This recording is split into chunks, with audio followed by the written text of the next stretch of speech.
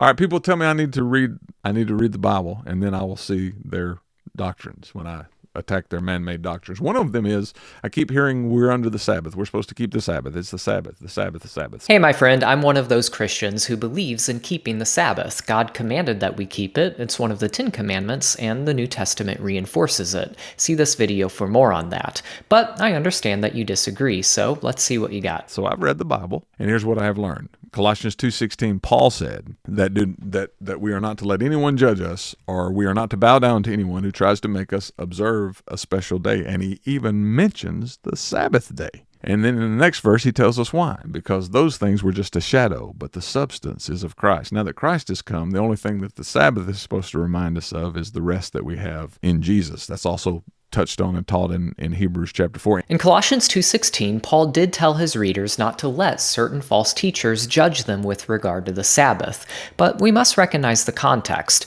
According to verses 8 and 22, Paul was addressing, quote, human tradition and teachings. That description does not apply to the Sabbath. The Sabbath is a commandment of God, not a human teaching. So what's going on? Well, as scholars have recognized, Paul's problem was not with the Sabbath, but rather with the perversion of the Sabbath.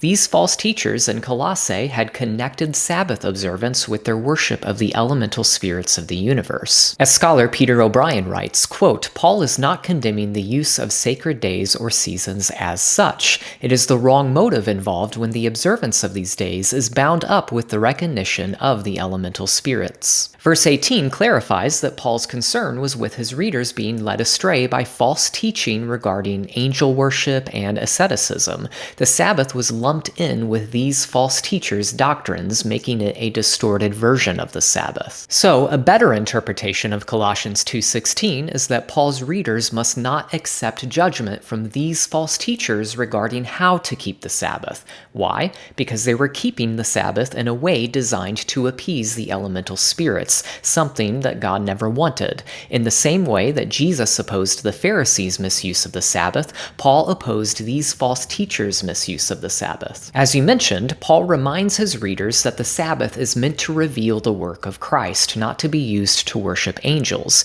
It is true that the Sabbath is a symbol, a shadow that points to the rest we have in Christ. However, the idea that the literal Sabbath is therefore no longer necessary is a non sequitur. Paul teaches that our earthly marriages are a symbol of Christ's relationship with the church, but nobody believes that Paul's teaching on the deeper meaning of marriage did away with the literal marriage institution. Likewise, there is no reason to think that the deeper meaning of the Sabbath does away with the literal commandment. Let's continue. In fact, in Romans 14, Paul even says, some Christians believe one day is to be honored above another day. They have the right to do that. But other Christians believe that all days are alike. So here's a guy who thinks that we should still, in some way, honor the Sabbath, Saturday, in some special way. But here's another guy who says, and this would be more me, that says Tuesdays, just as holy as Sunday or Saturday.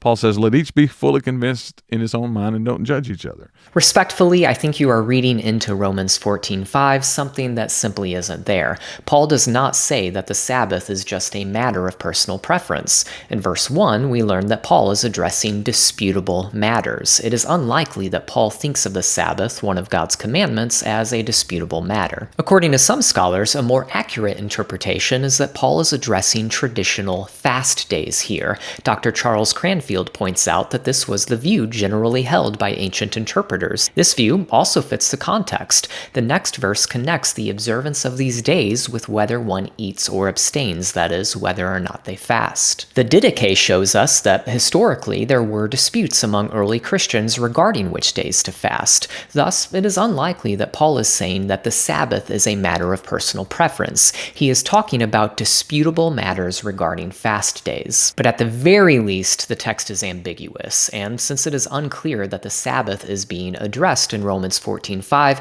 this verse is poor support for the idea that it no longer applies to Christians. Hey, thanks so much for the video. For anyone interested in more information on this topic, check out my book, Remember the Sabbath, What the New Testament Says About Sabbath Observance for Christians. Hey everyone, thank you so much for watching this video. I hope you liked it. If you did like it, consider giving it a thumbs up and sharing your thoughts in the comments below.